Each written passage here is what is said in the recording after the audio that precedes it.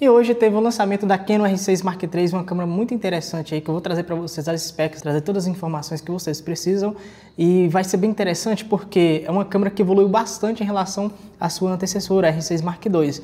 No caso da R6 Mark II, ela não tinha evoluído muito em relação à R6 Mark I, então essa agora é uma grande evolução. Vou trazer para vocês os detalhes, tanto em fotografia como vídeo, principalmente para quem precisa de alta velocidade e specs de vídeos mais poderosas. Então vamos lá? Eu separei aqui na colinha alguns tópicos interessantes, né, e alguns subtópicos para a gente destacar. Ela faz Open Gate a 7K 30p, assim como a C50, inclusive ela compartilha de recursos da C50, a maioria dos recursos de vídeo, compartilha também o sensor, é o mesmo sensor, então ela tem, a C50 eu fiz vídeo aqui no canal, então ela tem o Open Gate a 7K 30p e pode ser RAW ou HEVC-S, que é um H265 basicamente, e 7K 60p RAW, então é uma especificação de vídeo aí absurda, a melhor da categoria aí no momento, né? Enquanto a Sony não lançou ainda a sua A7 V. Então é bem interessante. Esse sensor de 32 megapixels, como eu já falei, é o mesmo da C50. É um sensor ali que tem basicamente a mesma velocidade, pelo que eu vi em relação à R6 Mark II, né? Eu vi alguns relatos dizendo que tinha basicamente a mesma velocidade, o mesmo desempenho de ISO, só que um sensor com mais resolução. Isso é bem legal, que é uma grande evolução em relação à EOS R, né, a primeira câmera mirrorless da Canon. O sensor, como eu já falei, é o mesmo sensor da C50, ela tem C-Log 2 e C-Log 3. O C-Log 2 é aquele perfil mais saturado ainda do que o C-Log 3, e ele tem cores melhores, pelo que eu já vi relatos. Para mim é um dos melhores perfis de cor log do mercado, se não o melhor, assim, fora das câmeras high-end de cinema, tipo a Alexa, essas marcas aí. Ela é um dos melhores, esse aí é um dos melhores perfis de cor C-Log que tem no mercado, né? Log, na verdade, porque C-Log é da Canon. Então, antes só tinha C-Log 3, agora tem o C-Log 2 que dá mais Dynamic Range, dá também, você tem evoluções aí em relação às cores de pele e tal, então tem melhorias aí nesse aspecto. Tem o CF Express e SD, né, os slots de CF Express e SD, que é bem interessante porque essa é uma câmera mais parruda do que a R6 II, e ela precisa de ter esse cartão CF Express, essa entrada de cartão CF Express. Então ela suporta cartões CF Express de até 8 TB. É bem interessante aí, né? São cartões bem mais rápidos do que o SD, então melhora automaticamente aí as specs de vídeo dela, possibilita, né, specs de vídeo superiores, como já citei aqui o 7K RAW 60p ou 7K Open Gate 30p, por exemplo, né? E também isso aí consegue oferecer uma velocidade de taxas de quadro aí melhor, então ela fotografa mais vezes por mais tempo, né? Em 12 fps, 40 fps, enfim, tem melhorias também nesse aspecto, a gente vai falar depois. Então ela tem também o HDMI Full Size, então era uma limitação que tinha na R6 Mark I, que poderia ter sido corrigida na R6 Mark II, e não corrigiram, então agora tem HDMI Full Size, bem interessante aí, que você vai ter um HDMI mais resistente. Então basicamente essa é uma das poucas mudanças externas, a câmera é quase igual. A gente vai falar sobre essa parte layout de botões e tal, mas é basicamente igual a R6 Mark II, parece muito. Se você não prestar atenção ali nos detalhes, ficar atento aos detalhes ali, você não consegue perceber a diferença das duas. Então é muito legal isso aí, porque a R6 Mark II já era uma câmera muito boa nesse aspecto. Ela tinha um layout de botões muito bom. Eu acredito que não precisa de uma câmera melhor do que essa em relação ao layout de botões e recursos que ela oferece ali no corpo externamente, né? Então é basicamente a mesma câmera com pequenas mudanças ali visuais extremamente baixas, né? Então é basicamente a mesma câmera. E você vai ter agora 40 fps no obturador eletrônico com o dobro do buffer. Então você vai ter o dobro de capacidade ali com o obturador eletrônico em relação aos 40 fps. E nos 12 fps que a câmera faz, no 12 fps mecânico, como já tem desde a R6 12 fps, ela consegue fazer muito mais. A gente vai chegar nessa parte aí. Sobre a gravação de vídeo em RAW, é o Cinema RAW Lite, que a Canon oferece, né? Como eu já falei, vai até 7K 60 fps, ou você também consegue gravar aí 4K até 120 fps, então é bem interessante, que é basicamente o mesmo recurso que já tinha na R5, R5 Mark II, e agora a Canon traz ali também para competir ali justamente com a Nikon Z6 Mark III, que tem ali os 120 fps também no 4K, né? Nessa categoria que eu me lembro aqui, só tem essas duas câmeras no momento que tem 4K 120. A Sony ainda está no 4K 60 com crop, meu Deus do céu, está muito atrasada, mas eu espero também que a 7V resolva isso aí e compete bem. Essa câmera vai ter também o XF HEVC e o XF AVC, então são os codecs que tem na linha de cinema, na R5 Mark II, então vai trazer, ela trouxe na verdade esses recursos ali para essa câmera também, esses codecs. e faz um oversample de 7K até 4K 60 fps. A gente sabe que a R6 Mark I, a 2 e a R5 fazia esse oversample, né, 4K Fine até 30 fps, e agora ela tem 4K 60 fps com oversample de 7K, o mesmo da C50. Algo parecido com a Canon R5 Mark II também, que faz um oversample de 8K até 4K 60 fps, então bem interessante. Uma informação que apareceu no último rumor aí dessa câmera era sobre o vídeo ao eye. Então era um tipo de compressão que comprime menos o vídeo e que você consegue ter um desempenho melhor na hora que você vai editar. Você vai ter mais informações também, um bitrate maior. Eu não sei exatamente se essa câmera consegue fornecer isso, mas eu acredito que com esses codecs aí, XF AVC e o XF HEVC, que são H264 e H265 respectivamente, então eu acredito que vai ter melhorias ali na captação de vídeo convencional. Então eu acredito que vai ser melhor nesse aspecto. Como eu já falei, ela faz 4K 120 fps, então é um 4K 120 que não tem crop, que não tem o vídeo já em slow motion, então você consegue o vídeo com som, tudo funcionando normalmente. É claro que esse vídeo não é oversample de 7K, obviamente não, né, porque não tem isso em nenhuma câmera da Canon ainda no momento, né, dessa categoria mirrorless, e você vai ter esse 4K 120 fps aí, que é bem legal, é um recurso a mais, que é o mesmo recurso que já tinha desde a R5, né, mas já tinha em outra categoria diferente. Agora você consegue com preço menor comprar uma câmera que tem esse recurso também, é um dos melhores do mercado, aí, como já falei, competindo com a Z6 Mark III, que já tinha também 4K 120. Sobre a pré-captura, houve melhorias significativas, são 20 fotos de pré-captura, pelo que eu vi, pode ser um pouco diferente esse número aí, mas me parece que é 20 fotos, eu vi algumas informações oficiais falando sobre isso, e você pode estar disparando ali e vai captar ali, se não me engano é meio segundo antes, vai começar a fotografar. Então imagino que esses 20 fps seja referente aos 40 fps que você consegue meio segundo antes. Em 12 fps eu não sei exatamente quanto tempo antes, se é os meio segundo, aí reduziria, né, para 6 fps, ou se você conseguiria basicamente quase 2 segundos ali para completar aí esses 20 fps. Eu não sei exatamente como funciona, mas é uma pré-captura melhorada nesse aspecto aí. Você vai ter a pré-captura direta na câmera, e a evolução maior é que você não precisa ir lá no conteúdo que você fotografou, fez pré-captura e retirar os quadros como era na R6 Mark II. Agora você tem um arquivo direto, CR3 diretamente gravado ali na câmera, e você tem a possibilidade também de configurar um botão da sua câmera para você mudar, ativar nessa pré-captura rápida, porque você tinha que entrar no menu antes, fazer a configuração ali era muito lenta, e agora você tem um botão que você pode personalizar e deixar essa opção aí ativa para você acessar rápido. A R5 Mark II e a R1 ainda não tem essa função, talvez eles venham trazer com a atualização de firmware, mas até o momento apenas a Canon R6 Mark III que tem essa função, que é muito melhor para quem está fotografando ali situações de vida selvagem, esporte. Você consegue ativar muito rapidamente a pré-captura e faz muito sentido. Sobre a pré-gravação em vídeo, né, que seria algo parecido aí, só que em vídeo, você consegue até 5 segundos de gravação de vídeo. Eu não sei exatamente qual a limitação, qual a resolução que consegue, mas parece que tem a opção de 3 e 5 segundos. Imagino que sirva aí para qualquer modo de vídeo.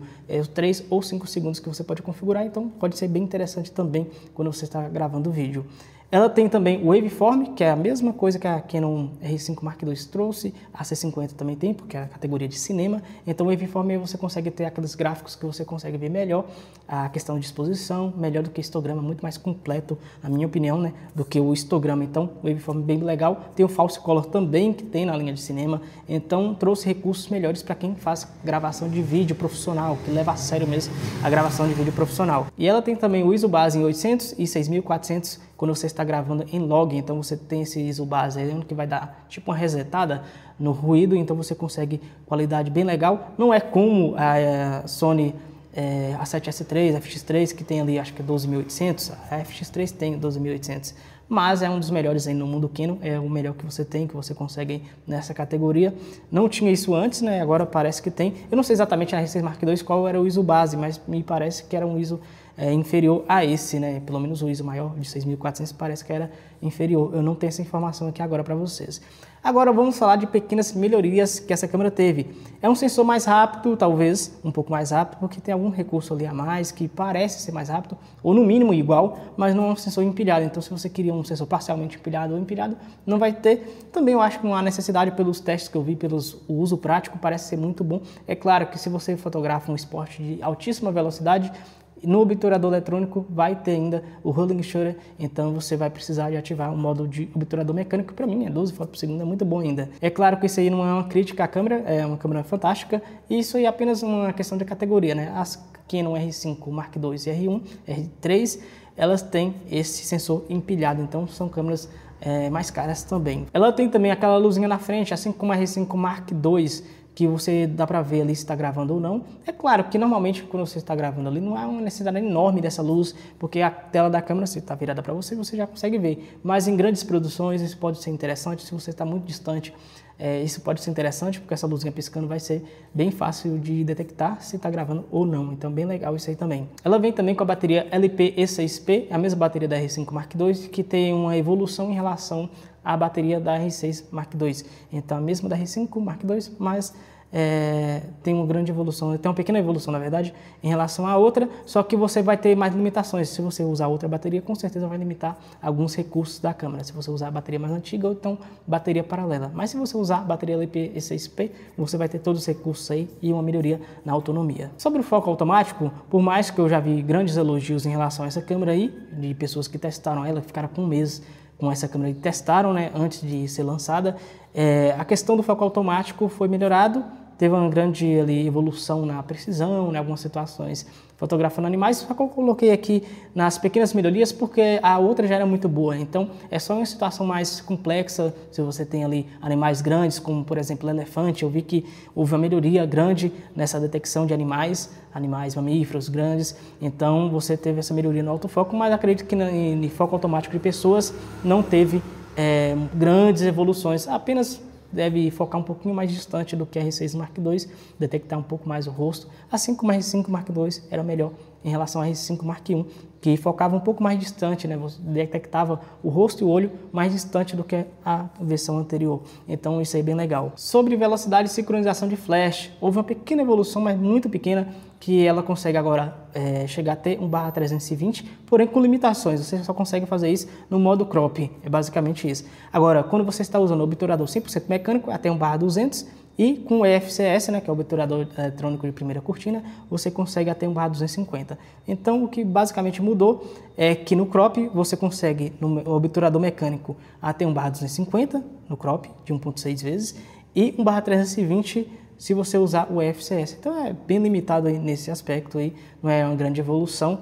Então eu destaquei aqui porque a Canon de certa forma tentou fazer alguma coisa ali, mas não é uma evolução significativa. Um recurso que pode ser muito interessante para você se grava muito vídeo é que ela tem uma transição de foco suave, você consegue controlar e fazer uma transição de foco suave, você controla a velocidade que você quer, assim como na Canon C50. É algo muito mais preciso, é como se fosse um assistente, né, focando para você ali manualmente, então você consegue uma transição de foco suave e uma transição progressiva de foco bem legal, então é melhor do que você deixar no automático e deixar a câmera fazer o que quer. Então você pode usar aí em alguma situação que você quer fazer um fade, alguma coisa assim no início do vídeo, no final, você pode usar esse recurso também, pode ser interessante para você. Uma coisa também que ela tem é a possibilidade de mudar o frame rate rápido em vídeo e também em fotos. Você consegue mudar a quantidade de FPS rápido, me parece ali que é através dos modos C1, C2, C3, e tem uma opção nova naquela rodinha seletora de modos, então você tem que acessar ela e você consegue mudar rápido o frame rate. Isso é bem interessante, que você consegue, sem precisar ter que ir lá no menu, mudar muita coisa, se você estiver fotografando, filmando na verdade, principalmente em 4K, que você tem ali toda a quantidade de frame rate possível da câmera, basicamente, então você consegue alterar isso com mais facilidade. Uma coisa que pode ser legal para vocês, se você faz gravações com foco manual, que você consegue dar um zoom durante a gravação para você ver se o foco está certinho ali. Normalmente as câmeras só permitem que você faça isso quando você não está gravando ainda. Quando você grava, desabilita. E nessa câmera tem a possibilidade de fazer enquanto está gravando. Coisa bem simples, mas é uma evolução ali que pode ser útil na prática. Uma coisa em relação à C50 que ela é um pouco mais limitada é que ela consegue fazer o open gate, né? Você consegue ver a proporção ali da vertical, você consegue fazer a mesma coisa em relação ao C50 nesse aspecto. Mas ela não consegue fazer aquela função que grava simultaneamente em dois cartões, onde que você tem o vídeo horizontal e o vídeo vertical ao mesmo tempo, você não tem essa possibilidade. Também era um pouco limitado na C50, que você no vídeo horizontal não era open gate e o vídeo vertical apenas recortava do vídeo né, original que você estava gravando ali, de um vídeo 16:9. Então não pegava exatamente o OpenGate, você perdia um pouco ali do espaço do 3x2 que você tem no OpenGate. Então às vezes era mais interessante você fazer logo a gravação em OpenGate e depois cortar. Mas ela não tem, a R6 Mark II não tem nessa opção, que poderia ser prático, né, para quem quer gravar e exportar rápido e não quer pegar depois o vídeo OpenGate, fazer a redução e tal, quer fazer uma coisa muito rápida.